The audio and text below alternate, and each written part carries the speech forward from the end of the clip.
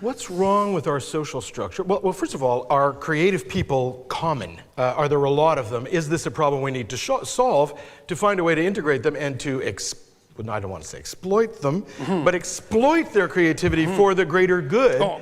We don't seem to be very good at that. We've marginalized them. There's no minimum wage for visual artists, for example. No, we do an abysmal job of it. Can we fix this, our communities? Well, the correlation between grades and creativity in university, at the University of Toronto, for example, is 0, right?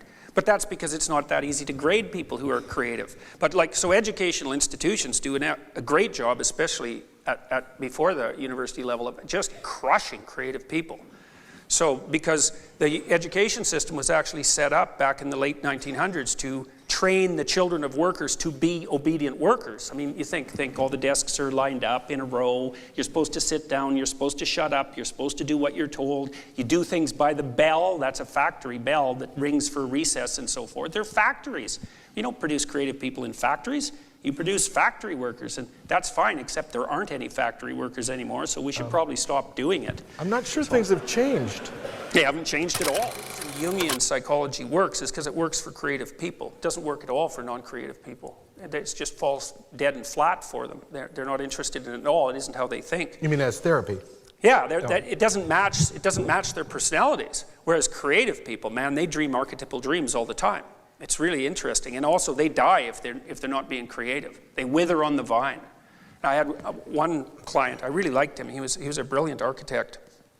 And his rational mind was his worst enemy because it just criticized everything. He was hyper-rational, criticized everything, and really in a dark way and effectively, you know. If I could get him to not think and just create, he was a complete genius. He could. That's where all of the vitality in his life was. You know, that's where the sap rose up inside the dead tree that was sort of embedded inside of him. And it's very common with creative people is that it's their lifeblood, and it really is from a biological perspective. This isn't something.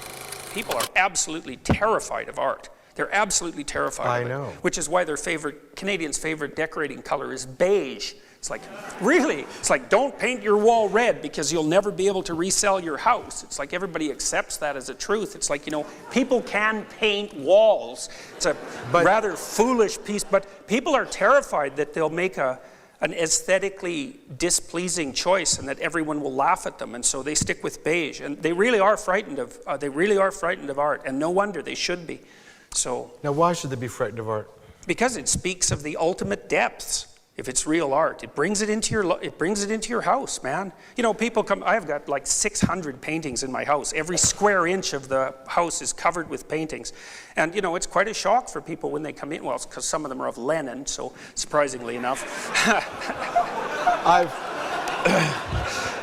been in your house, Jordan, and a lot of them are of Lenin. Yes, yes. Well, I collected a bunch of Soviet realist art because I have interest in totalitarianism. So, but I have. Anyways, my walls are completely covered with art. And not as a nostalgia. It's not a nostalgia. No, it's not a nostalgia thing, no. It might be a prophetic thing, though. Here's a good thing to do if you want to have a creative genius as an adult child. Die before you're 10. That helps a lot. So there's quite an extensive list. So if you're inclined to do that, suicide would really do it because... Now explain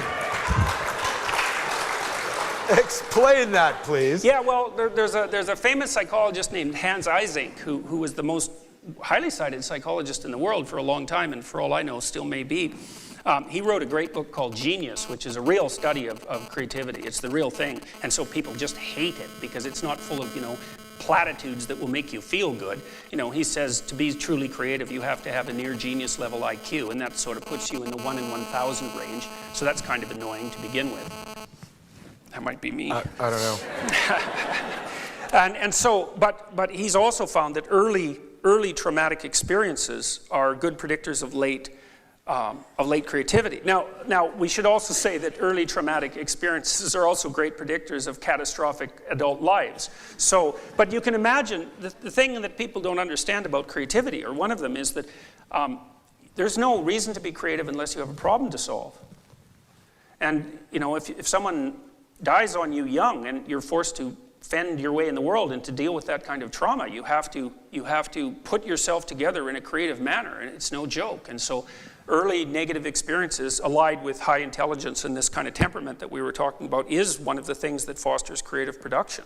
And, you know, parents are misinformed about this sort of thing because they think that if they just do laissez-faire things with their children, you know, you can do anything you want, they'll automatically be creative. It's like, that's the stupidest thing you could possibly imagine, because that isn't how creativity works.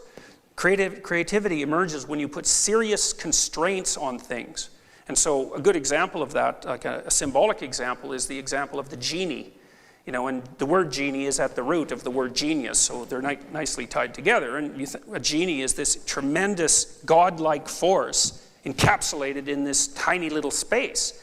And in order for the genie to be able to grant wishes, it has to be both constrained extraordinarily tightly and be without constraint at the same time. It's the conjunction of those two things. And so in order to have someone be creative, you have to set them a difficult problem.